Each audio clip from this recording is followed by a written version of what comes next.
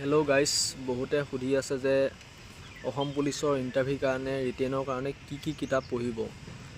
মোৰ এক্সপিৰিয়েঞ্চৰ ফালৰ পৰাতো আপোনালোকক তিনিখন কিতাপ বেষ্ট কিতাপ বুলি জানো, কাৰণ মই যি তিনিখন পঢ়িছিলোঁ তাৰ তিনিখনত আপোনালোকৰ 90% মানে চিয়'ৰ কমন পৰিছে।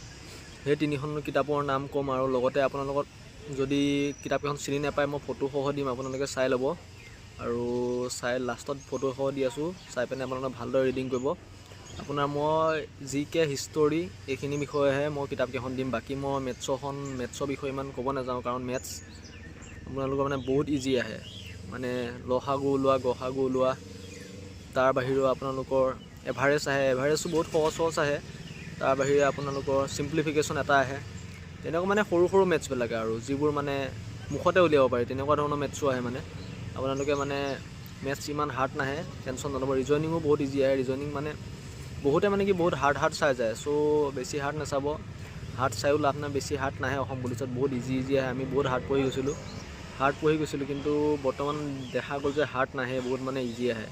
চ' মেথছ ইমান হাৰ্ড নাহে, গ্ৰামাৰটো চাব, মেথছটো আপোনালোকে বিন্দাছ পাৰিব, মেথছত ফুল মাৰ্ক উঠাব পাৰিব, ৰিজনিঙত ফুল মাৰ্ক উঠাব পাৰিব। তাৰপিছত জিকেত যিকেইখন কিতাপ দিম সেইকেইখনতো আপোনালোকে ফুল মাৰ্ক উঠাব পাৰিব। আপোনালোকক মই লাষ্টত কিতাপকেইখনৰ ফটোসহ দি আছোঁ।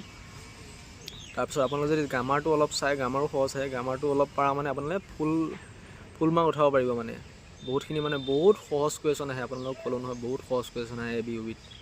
চ' ফিজিকেলটো তৈয়াৰি কৰি আহিব, ফিজিকেল হাই হোৱা মানে আৰু ইফালে 90টামান কুৱেশ্যন এনচাৰ শুদ্ধ কৰা মানে আপোনালোকে বিন্দাছ চিলেকশ্যন যে পাব 100% গেৰেণ্টি মোৰ ফালৰ পৰা। চ' এতিয়া আপোনালোকে যোনকেইখন কিতাপৰ কথা কৈছোঁ, এখন হ'ল আপোনালোকৰ নতুন জানানে বুলি কয়। এখনত আপোনালোকৰ টপিক মানে কি, আপোনালোকে এটা প্ৰশ্ন কৈ নাথাকে, আপোনালোকৰ এটা কাহিনী ষ্টাইলত থাকে। এই কাহিনীটো আপোনালোকে পঢ়ি যদি শিকি লয়, টিটমাৰ্ক হেৰি দি পিনে কলমেদি মানে হেৰি কৰি ৰাস্তা টানি আপোনালোকে যোনবিলাক ইম্পৰ্টেঞ্চ এইবিলাক লিখি লৈ যদি পঢ়ে, তেনেকুৱা আপোনালোকে বহুত ছাকচেছ হ'ব। আৰু এখন আছে আপোনাৰ আছাম ইয়েৰ বুক, যিটো আপোনালোকে A to Z অসমৰ বিষয়ে পাব। আৰু জানানেখনত অসম ভাৰত দুইটা বিষয়ে পাব, মাটিকালিৰ পৰা আদি কৰি যি নহওক। যদি আপোনালোকে কিতাপকেইখন চিনি নাপায়, মই আপোনালোকৰ কিতাপকেইখন দিছোঁ, চাওক আপোনালোকে। ইয়াতে দিয়া হৈছে কিতাপকেইখন, আপোনালোকে চাই লওক। প্ৰথমখন হ'ল কনষ্টেবল ইন আছাম পুলিচ, এইখন আপোনাৰ নিউ আছাম একাডেমিক চেণ্টাৰৰ দেই। এইখন আপোনালোকৰ মানে এইখন ব্ৰেণ্ডৰ ল'ব, এইখন ব্ৰেণ্ডৰ মানে পৰিবই কমন। আৰু আছাম ইয়েৰ বুক আৰু নতুন জানানে, এই তিনিখন বেষ্ট কিতাপ আপোনালোকে এক্সাম ছাকচেছ কৰিবৰ বাবে। ধন্যবাদ।